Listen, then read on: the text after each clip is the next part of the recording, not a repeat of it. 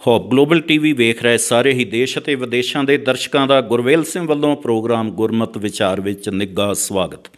ਸਾਧ ਸੰਗਤ ਜੀ, ਇਸ ਪ੍ਰੋਗਰਾਮ ਵਿੱਚ ਅਸੀਂ ਗੁਰ ਇਤਿਹਾਸ 'ਤੇ ਵਿਚਾਰਾਂ ਕਰ ਰਹੇ ਹਾਂ ਅਤੇ ਸਰ ਹਰਪ੍ਰੀਤ ਸਿੰਘ ਜੀ ਸਾਡੇ ਨਾਲ ਨੇ। ਸਰਦਾਰ ਹਰਪ੍ਰੀਤ ਸਿੰਘ ਜੀ ਹੋਰਾਂ ਨੇ ਪਿਛਲੇ ਪ੍ਰੋਗਰਾਮ ਦੇ ਵਿੱਚ ਵੀ ਗੁਰੂ ਤੇਗ ਬਹਾਦਰ ਸਾਹਿਬ ਜੀ ਮਹਾਰਾਜ ਦੇ ਪ੍ਰਕਾਸ਼ ਤੋਂ ਲੈ ਕੇ ਗੁਰਗੱਦੀ ਤੱਕ ਦੇ ਸਫ਼ਰ ਨੂੰ ਆਪਣੇ ਨਾਲ ਸਾਂਝਾ ਕੀਤਾ ਸੀ ਅਤੇ ਅੱਜ ਦੀ ਜਿਹੜੀ ਸਾਡੀ ਵਿਚਾਰ ਚਰਚਾ ਦੀ ਸਾਂਝ ਹੈ ਉਹ ਇਸ ਤੋਂ ਅੱਗੇ ਚੱਲਣੀ ਹੈ ਕਿ ਗੁਰੂ ਸਾਹਿਬਾਂ ਨੂੰ ਜਦ ਗੁਰਗੱਦੀ ਮਿਲੀ ਉਹਨਾਂ ਕਿਸ ਤਰ੍ਹਾਂ ਸਿੱਖੀ ਦਾ ਪ੍ਰਚਾਰ ਕੀਤਾ, ਕਿਸ ਤਰ੍ਹਾਂ ਉਹਨਾਂ ਨੇ ਮਾਨਵਤਾ ਦੀ ਸੇਵਾ ਕੀਤੀ ਔਰ ਕਿਸ ਤਰ੍ਹਾਂ ਉਹਨਾਂ ਨੇ ਸਮੁੱਚੀ ਮਾਨਵਤਾ ਦੀ ਖਾਤਰ ਆਪਣੇ ਸੀਸ ਨੂੰ ਕੁਰਬਾਨ ਕੀਤਾ। ਇਹ ਸਾਰੇ ਵਿਸ਼ਿਆਂ 'ਤੇ ਅੱਜ ਸਾਡੀ ਵਿਚਾਰ ਚਰਚਾ ਰਹਿਣੀ ਹੈ।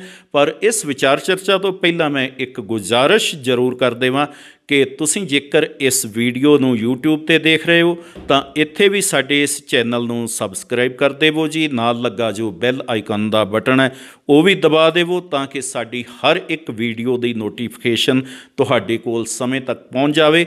ਔਰ ਦੂਸਰਾ, ਜੇਕਰ ਤੁਸੀਂ ਫੇਸਬੁੱਕ 'ਤੇ ਇਸ ਪ੍ਰੋਗਰਾਮ ਨੂੰ ਦੇਖ ਰਹੇ ਹੋ ਉੱਥੇ ਵੀ ਤੁਸੀਂ ਸਾਡੇ ਇਸ ਪੇਜ ਨੂੰ ਲਾਈਕ ਵੀ ਕਰੋ, ਵੀਡੀਓ ਨੂੰ ਵੱਧ ਤੋਂ ਵੱਧ ਸ਼ੇਅਰ ਵੀ ਕਰੋ, ਕਮੈਂਟਸ ਵੀ ਆਪਣੇ ਕਰੋ ਤਾਂ ਕਿ ਅਸੀਂ ਤੁਹਾਡੇ ਇਸ ਆਸ਼ੀਰਵਾਦ ਦੇ ਨਾਲ, ਤੁਹਾਡੇ ਇਸ ਐਪਰੀਸ਼ੀਏਸ਼ਨ ਦੇ ਨਾਲ ਹੋਰ ਵਧੀਆ ਤੋਂ ਵਧੀਆ ਪ੍ਰੋਗਰਾਮ ਤੁਹਾਡੇ ਤੱਕ ਲੈ ਕੇ ਆ ਸਕੀਏ। ਅਤੇ ਆਓ ਕਰਦੇ ਹਾਂ ਪ੍ਰੋਗਰਾਮ ਦੀ ਸ਼ੁਰੂਆਤ। ਵੀਰ ਜੀ, ਪ੍ਰੋਗਰਾਮ ਗੁਰਮਤਿ ਵਿਚਾਰ ਵਿੱਚ ਤੁਹਾਡਾ ਨਿੱਘਾ ਸਵਾਗਤ। ਵਾਹਿਗੁਰੂ ਜੀ ਕਾ ਖਾਲਸਾ, ਵਾਹਿਗੁਰੂ ਜੀ ਕੀ ਫਤਿਹ। ਸਾਰੇ ਦਰਸ਼ਕਾਂ ਅਤੇ ਵੀਰ ਗੁਰਵੇਲ ਸਿੰਘ ਜੀ ਦਾ ਬਹੁਤ ਧੰਨਵਾਦ ਕਿ ਉਹਨਾਂ ਨੇ ਦੁਬਾਰਾ ਦਰਸ਼ਕਾਂ ਦੇ ਨਾਲ ਰੂਬਰੂ ਹੋਣ ਦਾ ਮੌਕਾ ਦਿੱਤਾ ਹੈ ਅਤੇ ਗੁਰੂ ਤੇਗ ਬਹਾਦਰ ਸਾਹਿਬ ਜੀ ਦੇ ਜੀਵਨ 'ਤੇ ਅੱਜ ਵਿਚਾਰ ਚਰਚਾ ਕਰਾਂਗੇ। ਕਿਉਂਕਿ ਗੁਰਬਾਣੀ 'ਚ ਲਿਖਿਆ ਹੈ ਸਤਸੰਗਤ ਬਾਰੇ ਕਿ ਸਤਸੰਗਤ ਉਹ ਹੈ ਜਿੱਥੇ ਉਸ ਪ੍ਰਭੂ ਪਰਮਾਤਮਾ ਦਾ ਨਾਮ ਜਪਿਆ ਜਾਂਦਾ ਹੈ, ਉਸ ਦੀਆਂ ਵਿਚਾਰਾਂ ਕੀਤੀਆਂ ਜਾਂਦੀਆਂ ਨੇ। ਅਤੇ ਆਓ ਅੱਜ ਰਲ ਕੇ ਫਿਰ ਵਿਚਾਰਾਂ ਦੀ ਸਾਂਝ ਪਾਉਂਦੇ ਹਾਂ ਅਤੇ ਗੁਰੂ ਜੀ ਦੇ ਜੀਵਨ ਬਾਰੇ ਵਿਚਾਰ ਚਰਚਾ ਕਰਦੇ ਹਾਂ। ਸਾਧ ਸੰਗਤ ਜੀ, ਅਸੀਂ ਪਿਛਲੇ ਪ੍ਰੋਗਰਾਮ ਦੇ ਵਿੱਚ ਵਿਚਾਰਾਂ ਦੀ ਸਾਂਝ ਪਾਈ ਸੀ ਕਿ ਕਿਸ ਤਰ੍ਹਾਂ ਮੱਖਣ ਸ਼ਾਹ ਲੋਬਾਣਾ ਨੇ ਗੁਰੂ ਤੇਗ ਬਹਾਦਰ ਸਾਹਿਬ ਜੀ ਨੂੰ ਬਾਬਾ ਬਕਾਲਾ ਦੀ ਧਰਤੀ 'ਤੇ ਗੁਰੂ ਲਾਧੋਰੇ ਦਾ ਹੋਕਾ ਦੇ ਕੇ ਪ੍ਰਗਟ ਕੀਤਾ ਔਰ ਉਸ ਤੋਂ ਬਾਅਦ ਗੁਰੂ ਤੇਗ ਬਹਾਦਰ ਸਾਹਿਬ ਜੀ ਨੇ ਗੁਰੂ ਨਾਨਕ ਪਾਤਸ਼ਾਹ ਜੀ ਦੀ ਜੋ ਗੁਰਗੱਦੀ ਦੀਆਂ ਜ਼ਿੰਮੇਵਾਰੀਆਂ ਸੀ ਇਹ ਜ਼ਿੰਮੇਵਾਰੀਆਂ ਸੰਭਾਲੀਆਂ। ਹੁਣ ਇਹ ਜ਼ਿੰਮੇਵਾਰੀਆਂ ਸੰਭਾਲਣ ਤੋਂ ਬਾਅਦ ਜੋ ਸਭ ਤੋਂ ਪਹਿਲਾ ਕੰਮ ਗੁਰੂ ਨਾਨਕ ਪਾਤਸ਼ਾਹ ਨੇ ਕੀਤਾ ਸੀ ਸਿੱਖੀ ਦੇ ਪ੍ਰਚਾਰ ਦਾ, ਜਿਸ ਤਰ੍ਹਾਂ ਗੁਰੂ ਨਾਨਕ ਦੇਵ ਜੀ ਪੈਦਲ ਚੱਲ ਕੇ ਪਿੰਡ ਪਿੰਡ ਸ਼ਹਿਰ ਸ਼ਹਿਰ ਗਏ ਔਰ ਗੁਰੂ ਨਾਨਕ ਸਾਹਿਬ ਜੀ ਜਿਸ ਤਰ੍ਹਾਂ ਬਾਹਰ ਸਾਰੀਆਂ ਸਟੇਟਾਂ ਦੇ ਵਿੱਚ ਜਾ ਕੇ ਵੀ ਸਿੱਖੀ ਦਾ ਪ੍ਰਚਾਰ ਕੀਤਾ, ਇਸੇ ਤਰ੍ਹਾਂ ਹੀ ਗੁਰੂ ਤੇਗ ਬਹਾਦਰ ਸਾਹਿਬ ਜੀ ਨੇ ਵੀ ਸਿੱਖੀ ਦੇ ਪ੍ਰਚਾਰ ਲਈ ਧਰਮ ਪ੍ਰਚਾਰ ਦੌਰੇ ਉਦਾਸੀਆਂ ਕੀਤੀਆਂ। ਉਹਨਾਂ ਦੀ ਸਭ ਤੋਂ ਪਹਿਲੇ ਜਾਣਕਾਰੀ ਸੰਗਤਾਂ ਨਾਲ ਸਾਂਝੀ ਕਰੋ। ਜੀ ਬਿਲਕੁਲ ਜੀ। ਗੁਰੂ ਤੇਗ ਬਹਾਦਰ ਸਾਹਿਬ ਜਿਨ੍ਹਾਂ ਨੂੰ ਗੁਰੂ ਨਾਨਕ ਦੀ 9ਵੀਂ ਜੋਤ ਕਿਹਾ ਜਾਂਦਾ ਹੈ, ਪਹਿਲਾਂ ਤਾਂ ਸਭ ਤੋਂ ਪਹਿਲਾਂ ਅਸੀਂ ਸਾਰੇ ਰਲ ਕੇ ਗੁਰੂ ਜੀ ਦੇ ਚਰਨਾਂ ਵਿੱਚ ਮੱਥਾ ਟੇਕਦੇ ਹੋਏ ਗੁਰਬਾਣੀ ਦੀ ਤੁਕ ਮੈਂ ਉਚਾਰਦਾ ਹਾਂ, ਉਸ ਨੂੰ ਸਰਵਣ ਕਰਨਾ ਕਿ ਗੁਰੂ ਸਾਹਿਬਾਂ ਦੇ ਅੱਗੇ ਸਾਡੇ ਸ਼ਰਧਾ ਦੇ ਫੁੱਲ ਭੇਂਟ ਹੋ ਜਾਣਗੇ। ਗੁਰਬਾਣੀ 'ਚ ਲਿਖਿਆ ਹੈ, ਤੁਮਰੀ ਸ਼ਰਨ ਤੁਮਾਰੀ ਆਸਾ, ਤੁਮ ਹੀ ਸਜਣ ਸੁਹੇਲੇ, ਰਾਖੋ ਰਾਖਣਹਾਰ ਦਿਆਲਾ, ਨਾਨਕ ਕਰਕੇ ਗੋਲੇ। ਦੂਸਰੀ ਤੁਕ ਹੈ, ਆਇਓ ਪ੍ਰਭ ਸ਼ਰਨਾਗਤੀ, ਕਿਰਪਾ ਨਿਧ ਦਿਆਲ, ਏਕ ਅੱਖਰ ਹਰ ਮਨ ਬਸਤ, ਨਾਨਕ ਹੋਤ ਨਿਹਾਲ। ਕਿ ਇਹ ਵਿਚਾਰਾਂ ਦੇ ਵਿੱਚੋਂ ਜੇ ਇੱਕ ਵੀ ਅੱਖਰ ਗਿਆਨੀ ਗੁਰਵੇਲ ਸਿੰਘ ਜੀ ਜੇ ਸਾਡੇ ਕੋਲ ਸਾਡੇ ਮਨ 'ਚ ਵਸ ਗਿਆ ਤਾਂ ਸ਼ਾਇਦ ਹੋ ਸਕਦਾ ਕਿ ਸਾਡਾ ਜੀਵਨ ਪਲਟਾ ਖਾ ਜਾਵੇ, ਗੁਰੂ ਜੀ ਦੀ ਕਿਰਪਾ ਸਾਡੇ 'ਤੇ ਹੋ ਜਾਵੇ। ਗੱਲ ਕਰਦੇ ਹਾਂ ਗੁਰੂ ਸਾਹਿਬਾਂ ਦੇ ਪ੍ਰਚਾਰਕ ਦੌਰੇ ਦੀ, ਜਿਹੜੀ ਤੁਸੀਂ ਸ਼ੁਰੂ ਕੀਤੀ ਹੈ ਕਿ ਗੁਰੂ ਤੇਗ ਬਹਾਦਰ ਸਾਹਿਬ ਨੇ ਵੀ ਗੁਰੂ ਨਾਨਕ ਸਾਹਿਬ ਵਾਂਗ ਘਰ ਘਰ ਜਨ ਜਨ ਦੇ ਕੋਲ ਜਾ ਕੇ, ਪਿੰਡ ਪਿੰਡ ਸ਼ਹਿਰ ਸ਼ਹਿਰ ਜਾ ਕੇ ਸਿੱਖੀ ਦਾ ਪ੍ਰਚਾਰ ਕੀਤਾ। ਜੀ ਗੁਰੂ ਗੱਦੀ ਪ੍ਰਾਪਤ ਹੋਣ ਤੋਂ ਬਾਅਦ ਜਦੋਂ ਉਹ ਬਾਬਾ ਬਕਾਲਾ ਤੋਂ ਅੰਮ੍ਰਿਤਸਰ ਪਹੁੰਚਦੇ, ਅੰਮ੍ਰਿਤਸਰ ਦੇ ਦਰਵਾਜ਼ੇ ਬੰਦ ਕਰ ਦਿੱਤੇ ਜਾਂਦੇ ਹਨ। ਉੱਥੋਂ ਗੁਰੂ ਸਾਹਿਬ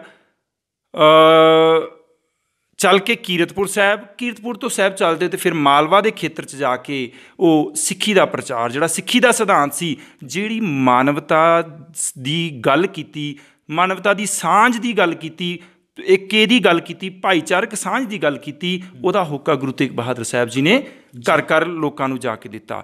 ਔਰ ਕੇਵਲ ਪੰਜਾਬ ਖੇਤਰ ਵਿੱਚ ਹੀ ਨਹੀਂ, ਮੈਂ ਸਾਰੇ ਦਰਸ਼ਕਾਂ ਨੂੰ ਇਹ ਜਾਣਕਾਰੀ ਦੇਣਾ ਚਾਹੁੰਦਾ ਹਾਂ ਕਿ ਗੁਰੂ ਸਾਹਿਬ ਇੱਥੋਂ ਮਾਲਵਾ ਤੋਂ ਚੱਲਦੇ ਹੋਏ ਗਿਆ, ਪਟਨਾ, ਕੁਰਕਸ਼ੇਤਰ, ਮਥੁਰਾ, ਆਗਰਾ, ਕਾਨਪੁਰ, ਇਲਾਹਾਬਾਦ, ਪ੍ਰਯਾਗ, ਕਾਸ਼ੀ ਤੇ ਜਿੰਨੇ ਵੀ ਹਿੰਦੂਆਂ ਦੇ ਧਾਰਮਿਕ ਸਥਾਨ ਸਨ, ਉੱਥੇ ਜਾ ਕੇ ਜਿੱਥੇ ਲੋਕਾਂ ਦਾ ਇਕੱਠ ਹੁੰਦਾ ਸੀ, ਉੱਥੇ ਜਾ ਕੇ ਗੁਰੂ ਨਾਨਕ ਸਾਹਿਬ ਦਾ ਜਿਹੜਾ ਸਿੱਖੀ ਪ੍ਰਚਾਰ ਸੀ ਉਹ ਕੀਤਾ। ਜਿਹੜੇ 3 ਸਿਧਾਂਤ ਸਨ ਕਿ ਕਿਰਤ ਕਰੋ, ਨਾਮ ਜਪੋ ਅਤੇ ਵੰਡ ਕੇ ਛਕੋ, ਅਤੇ ਭਲਾਈ ਦੇ ਕੰਮ 'ਤੇ ਕਦੇ ਪਿੱਛੇ ਨਹੀਂ ਹਟਣਾ, ਅਤੇ ਸੱਚਾਈ ਦੇ ਰਾਸਤੇ 'ਤੇ ਹਮੇਸ਼ਾ ਚੱਲਣਾ ਹੈ। ਇਸ ਦਾ ਜਾ ਕੇ ਗੁਰੂ ਸਾਹਿਬਾਂ ਨੇ ਪ੍ਰਚਾਰ ਕੀਤਾ। ਥਾਂ ਥਾਂ ਜਾ ਕੇ ਗੁਰੂ ਜੀ ਨੇ ਪੰਡਤਾਂ ਦੇ ਨਾਲ ਵਿਚਾਰਾਂ ਕੀਤੀਆਂ। ਉਹਨਾਂ ਦੇ ਵਹਿਮ ਭਰਮ, ਉਹਨਾਂ ਦੇ ਜਿਹੜੇ ਮਨਾਂ 'ਚ ਦੁਬਿਧਾਵਾਂ ਸੀ, ਜਿਹੜੀਆਂ ਕਨਫਿਊਜ਼ਨ ਸੀ, ਉਹ ਦੂਰ ਕੀਤੀਆਂ ਅਤੇ ਉਹਨਾਂ ਨੂੰ ਪ੍ਰਭੂ ਪਰਮਾਤਮਾ ਦੀ ਸੱਚੀ ਭਗਤੀ ਦੇ ਨਾਲ ਜੋੜਿਆ। ਇਸ ਦੇ ਬਾਅਦ ਗੁਰੂ ਸਾਹਿਬ ਇੱਥੋਂ ਚੱਲ ਕੇ ਅਸਾਮ ਅਤੇ ਬੰਗਾਲ ਵੀ ਜਾਂਦੇ ਹਨ, ਅਤੇ ਅਸਾਮ ਦੇ ਵਿੱਚ ਵੀ ਉਹ ਕਾਫੀ ਦੇਰ ਰਹਿ ਕੇ ਗੁਰੂ ਸਾਹਿਬ ਖੁਦ ਸਿੱਖ ਸੰਗਤਾਂ ਦੇ ਨਾਲ, ਕੁਝ ਸਿੰਘ ਵੀ ਉਹਨਾਂ ਦੇ ਨਾਲ ਸਨ, ਜਿਹੜੇ ਜਾ ਕੇ ਲੋਕਾਂ ਦੇ ਵਿੱਚ ਜਾਂਦੇ ਸਨ ਅਤੇ ਪ੍ਰਚਾਰ ਕਰਦੇ ਸਨ। ਜੀ, ਜੇ ਅਸਾਮ ਦੀ ਗੱਲ ਵੀਰ ਜੀ ਤੁਸੀਂ ਕੀਤੀ ਹੈ, ਕਿਉਂਕਿ ਗੁਰੂ ਤੇਗ ਬਹਾਦਰ ਸਾਹਿਬ ਜੀ ਨੂੰ ਅਸੀਂ ਹਿਊਮਨ ਰਾਈਟਸ ਦਾ ਸਭ ਤੋਂ ਵੱਡਾ ਅਲੰਬਰਦਾਰ ਕਹਿ ਸਕਦੇ ਹਾਂ। ਅਸੀਂ ਇਹ ਕਹਿ ਸਕਦੇ ਹਾਂ ਕਿ ਜੋ ਅੱਜ ਦੀ ਡੇਟ ਦੇ ਵਿੱਚ ਸਾਡੇ ਇੱਥੇ ਰੈੱਡ ਕਰਾਸ ਚੱਲ ਰਹੀ ਹੈ, ਜਿਸ ਦਾ ਇੱਕ ਹੀ ਮਤਲਬ ਹੁੰਦਾ ਹੈ ਕਿ ਦੁਨੀਆ 'ਤੇ ਲੋਕਾਂ ਦਾ ਖੂਨ ਨਾ ਡੁੱਲੇ, ਲੋਕ ਹੈ ਜਿਹੜੇ ਜਾਨਾਂ ਦਾ ਘਾਣ ਨਾ ਹੋਵੇ, ਕਿਉਂਕਿ ਹੋਰ ਹਰ ਚੀਜ਼ ਵਾਪਸ ਮਿਲ ਸਕਦੀ ਹੈ, ਪਰ ਜਦ ਕਿਸੇ ਮਾਂ ਦਾ ਪੁੱਤ ਮਰ ਜਾਂਦਾ ਹੈ ਉਹ ਵਾਪਸ ਨਹੀਂ ਮਿਲਦਾ। ਜਦ ਕਿਸੇ ਭੈਣ ਦਾ ਭਰਾ, ਜਦ ਛੋਟੇ ਛੋਟੇ ਬੱਚਿਆਂ ਦਾ ਪਿਤਾ ਜਾਂ ਇੱਕ ਨੌਜਵਾਨ ਔਰਤ ਦਾ ਜਦ ਪਤੀ ਮਰ ਜਾਂਦਾ ਹੈ ਉਹ ਵਾਪਸ ਨਹੀਂ ਮਿਲਦਾ। ਅਤੇ ਗੁਰੂ ਸਾਹਿਬਾਨ ਮਨੁੱਖੀ ਜਾਨਾਂ ਦੇ ਸਭ ਤੋਂ ਵੱਡੇ ਰਕਸ਼ਕ ਸਨ। ਸਤਿਗੁਰੂ ਇਹ ਨਹੀਂ ਚਾਹੁੰਦੇ ਸੀ ਕਿ ਮਨੁੱਖਾਂ ਦਾ ਖੂਨ ਐਵੇਂ ਕਿਸੇ ਦੁਨਿਆਵੀ ਚੀਜ਼ਾਂ ਲਈ ਵਹਾਇਆ ਜਾਏ। ਇਸ ਲਈ ਗੁਰੂ ਸਾਹਿਬਾਂ ਨੇ ਬਹੁਤ ਵੱਡੇ ਕੁਝ ਕਾਰਜ ਅਸਾਮ ਦੇ ਵਿੱਚ ਕੀਤੇ ਹੈ। ਉਹ ਜਿਹੜੀ ਪੂਰੀ ਦੀ ਪੂਰੀ ਸਟੋਰੀ ਹੈ ਉਹ ਸੰਗਤਾਂ ਨਾਲ ਸਾਂਝੀ ਕਰੋ। ਗੁਰੂ ਤੇਗ ਬਹਾਦਰ ਸਾਹਿਬ ਨੇ ਸਭ ਤੋਂ ਵੱਡਾ ਕੰਮ ਜਿਹੜਾ ਹੈ ਉਹ ਮਾਨਵਤਾ ਦੀ ਭਲਾਈ ਵਾਸਤੇ ਜੋ ਕੀਤਾ ਹੈ, ਉਹ ਮਾਨਵਤਾ ਦਾ ਜਿਹੜਾ ਖੂਨ ਡੁੱਲਣਾ ਸੀ ਉਹਨੂੰ ਰੋਕਿਆ। ਉਹਦੀਆਂ 2 ਵੱਡੀਆਂ ਐਗਜ਼ੈਂਪਲਸ ਮਿਲਦੀਆਂ ਨੇ। ਇੱਕ ਤਾਂ ਦਿੱਲੀ ਵਿੱਚ ਹਿੰਦੂ ਧਰਮ ਵਾਸਤੇ ਜਿਹੜੀ ਸ਼ਹੀਦੀ ਕੀਤੀ ਹੈ, ਇੱਕ ਤਾਂ ਇਹ ਹੈ। ਦੂਸਰੀ, ਜਦੋਂ ਆਪਣੇ ਪ੍ਰਚਾਰਕ ਦੌਰੇ 'ਤੇ ਅਸਾਮ ਵਿੱਚ ਉਸ ਵਕਤ ਉੱਥੋਂ ਦਾ ਰਾਜਾ ਸੀ ਰਾਜਾ ਰਾਮ।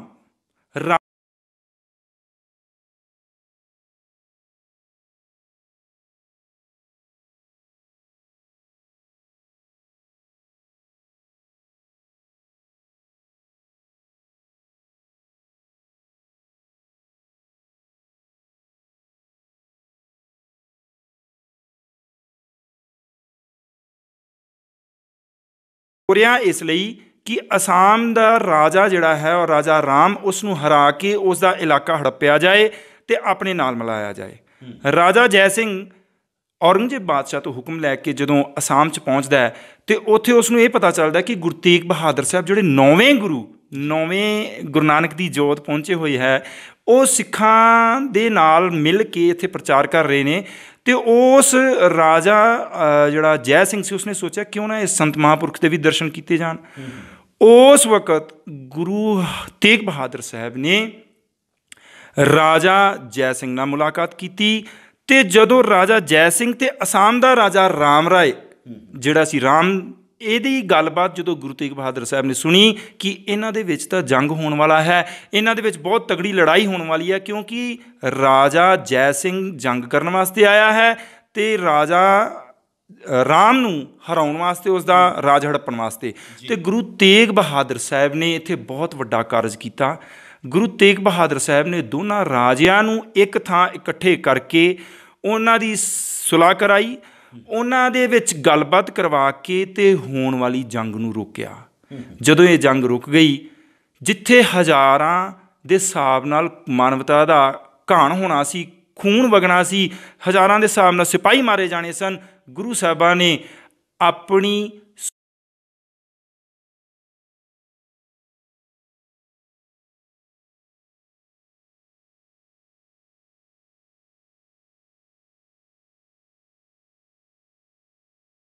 ਕਿ ਸਾਨੂੰ ਇਸ ਮਹਾਂਪਾਪ ਤੋਂ ਬਚਾਇਆ। ਅਤੇ ਗੁਰੂ ਤੇਗ ਬਹਾਦਰ ਸਾਹਿਬ ਨੇ ਇਸ ਤਰ੍ਹਾਂ ਮਾਨਵਤਾ ਦੇ ਘਾਣ ਕਰਨ ਤੋਂ ਉਹਨਾਂ ਦੋਨਾਂ ਰਾਜਿਆਂ ਨੂੰ ਬਚਾਇਆ ਜੀ। ਇਹ ਸੀਗੀ ਗੱਲ ਗੁਰੂ ਤੇਗ ਬਹਾਦਰ ਸਾਹਿਬ ਜੀ ਨੇ ਕਿਸ ਤਰ੍ਹਾਂ ਮਨੁੱਖੀ ਹੱਕਾਂ ਦੀ ਰਾਖੀ ਕੀਤੀ।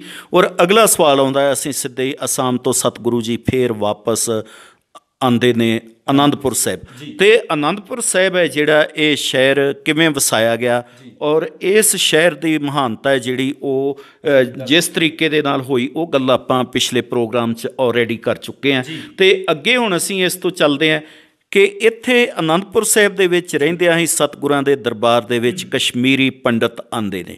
ਉਹ ਕਸ਼ਮੀਰੀ ਪੰਡਤਾਂ ਦਾ ਦੁੱਖੜਾ ਸਤਿਗੁਰੂ ਸੁਣਦੇ ਆ।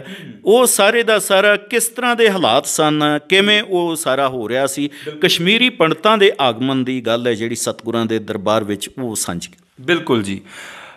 ਗੁਰੂ ਤੇਗ ਬਹਾਦਰ ਸਾਹਿਬ ਅਸਾਮ ਤੋਂ ਪਟਨਾ ਸਾਹਿਬ ਆਪਣੇ ਪਰਿਵਾਰ ਨੂੰ ਨਾਲ ਲੈ ਕੇ, ਜਿਨ੍ਹਾਂ ਦੇ ਵਿੱਚ ਉਹਨਾਂ ਦੇ ਮਾਤਾ ਬੀਬੀ ਨਾਨਕੀ ਜੀ, ਪਤਨੀ ਗੁਜਰੀ ਜੀ ਔਰ ਨਾਲ ਗੋਬਿੰਦ ਰਾਏ ਜੀ ਨੂੰ ਨਾਲ ਲੈ ਕੇ ਵਾਪਸ ਅਨੰਦਪੁਰ ਸਾਹਿਬ ਪਹੁੰਚਦੇ ਹਨ। ਅਨੰਦਪੁਰ ਸਾਹਿਬ ਗੁਰੂ ਸਾਹਿਬ ਉਸੇ ਤਰ੍ਹਾਂ ਹੀ ਜੋ ਸਿੱਖੀ ਦੇ ਪ੍ਰਚਾਰ ਦੌਰਾਨ ਕਰਦੇ ਸਨ, ਉੱਥੇ ਵੀ ਅੰਮ੍ਰਿਤ ਵੇਲੇ ਉੱਠ ਕੇ ਇਸ਼ਨਾਨ ਕਰਕੇ ਦਰਬਾਰ ਦੇ ਵਿੱਚ ਸਿੱਖ ਸੰਗਤਾਂ ਨੂੰ ਜੋੜਦੇ ਸਨ।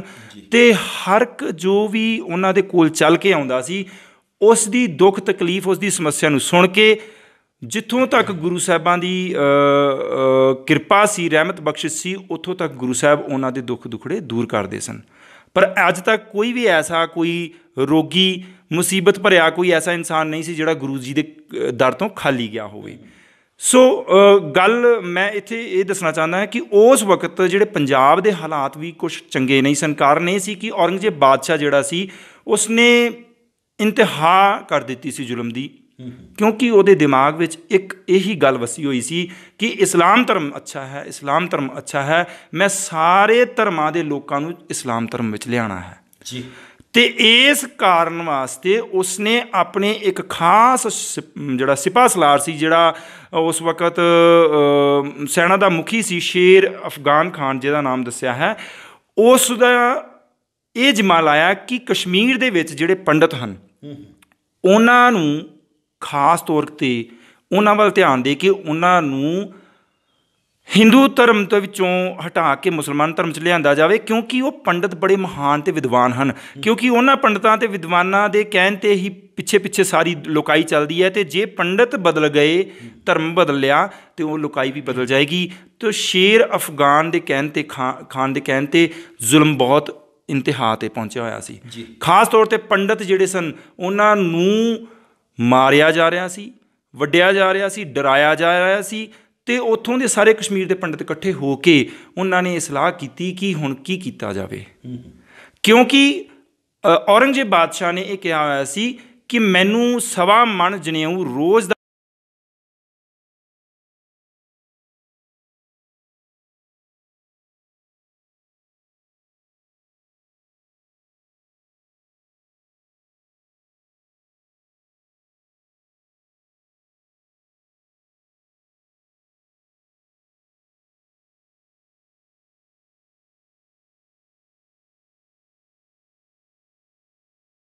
ਹਿੰਦੁਸਤਾਨ 'ਚ ਨਜ਼ਰ ਘੁਮਾ ਕੇ ਦੇਖੀ ਕਿ ਕੋਈ ਐਸਾ ਹੈ ਜਿਹੜਾ ਔਰੰਗਜ਼ੇਬ ਬਾਦਸ਼ਾਹ ਨਾਲ ਟੱਕਰ ਲੈ ਲਵੇ। ਅਤੇ ਉਸ ਵਕਤ ਕਿਰਪਾ ਰਾਮ ਜੀ ਨੇ ਕਿਹਾ ਕਿ ਕਿਉਂ ਨਾ ਗੁਰੂ ਨਾਨਕ ਦੀ ਗੱਦੀ 'ਤੇ ਬੈਠੇ ਗੁਰੂ ਤੇਗ ਬਹਾਦਰ ਸਾਹਿਬ, ਜਿਨ੍ਹਾਂ ਦਾ ਪਿਛਲੇ ਸਮਿਆਂ ਤੋਂ ਵੀ ਮੁਗਲ ਬਾਦਸ਼ਾਹ ਦੇ ਨਾਲ ਤਕਰਾਰ ਵੀ ਹੁੰਦੀ ਰਹੀ ਹੈ ਅਤੇ ਵਿਚਾਰ ਵੀ ਹੁੰਦੀ ਰਹੀ ਹੈ, ਅਤੇ ਕਿਉਂ ਨਾ ਉਹਨਾਂ ਕੋਲ ਜਾ ਕੇ ਮਦਦ ਮੰਗੀ ਜਾਏ। ਅਤੇ ਇਹ ਸਾਰੇ ਪੰਡਤ ਕਸ਼ਮੀਰ ਦੇ ਰਲ ਕੇ ਅਨੰਦਪੁਰ ਸਾਹਿਬ ਗੁਰੂ ਤੇਗ ਬਹਾਦਰ ਸਾਹਿਬ ਜੀ ਦੇ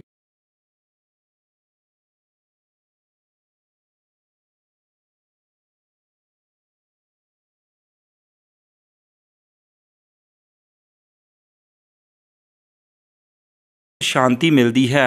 ਅਤੇ ਉੱਥੇ ਬੈਠ ਕੇ ਦਰਬਾਰ ਦਾ ਜਦੋਂ ਸਮਾਗਮ ਖਤਮ ਹੁੰਦਾ ਉਸ ਵਕਤ ਉਹ ਆਪਣੀ ਜਿਹੜੀ ਦੁੱਖ ਤਕਲੀਫ, ਜਿਹੜਾ ਕਸ਼ਟ, ਜਿਹੜੀ ਮੁਸੀਬਤ ਲੈ ਕੇ ਆਏ ਸਨ, ਗੁਰੂ ਜੀ ਨਾਲ ਸਾਂਝੀ ਕਰਦੇ ਹਨ। ਅਤੇ ਗੁਰੂ ਤੇਗ ਬਹਾਦਰ ਸਾਹਿਬ ਕਹਿੰਦੇ ਹਨ ਕਿ ਅਸੀਂ ਤੁਹਾਡੀ ਜ਼ਰੂਰ ਮਦਦ ਕਰਾਂਗੇ, ਪਰ ਤੁਹਾਡੀ ਮਦਦ ਤਾਂ ਕਰਾਂਗੇ, ਪਰ ਤੁਹਾਡੀ ਮਦਦ ਤਾਂ ਹੋ ਸਕਦੀ ਹੈ, ਤੁਹਾਡਾ ਧਰਮ ਤਾਂ ਬਚ ਸਕਦਾ ਜੇ ਤੁਹਾਡੇ ਧਰਮ ਦੇ ਵਾਸਤੇ ਕੋਈ ਮਹਾਂਪੁਰਸ਼, ਕੋਈ ਬ੍ਰਹਮ ਗਿਆਨੀ, ਕੋਈ ਗੁਰੂ, ਕੋਈ ਸੰਤ ਕੁਰਬਾਨੀ ਦੇਵੇ। ਇਹ ਗੱਲਾਂ ਅਤੇ ਵਿਚਾਰਾਂ ਚੱਲ ਹੀ ਰਹੀਆਂ ਸਨ। ਗੋਬਿੰਦ ਰਾਏ ਜਿਹੜੇ ਉਸ ਵਕਤ ਗੁਰੂ ਤੇਗ ਬਹਾਦਰ ਸਾਹਿਬ ਜੀ ਦੇ ਸਾਹਿਬਜ਼ਾਦੇ ਸਨ, 9 ਸਾਲਾਂ ਦੇ ਸਨ, ਉਸ ਵਕਤ ਉੱਥੇ ਦਰਬਾਰ 'ਚ ਪਹੁੰਚਦੇ ਹਨ।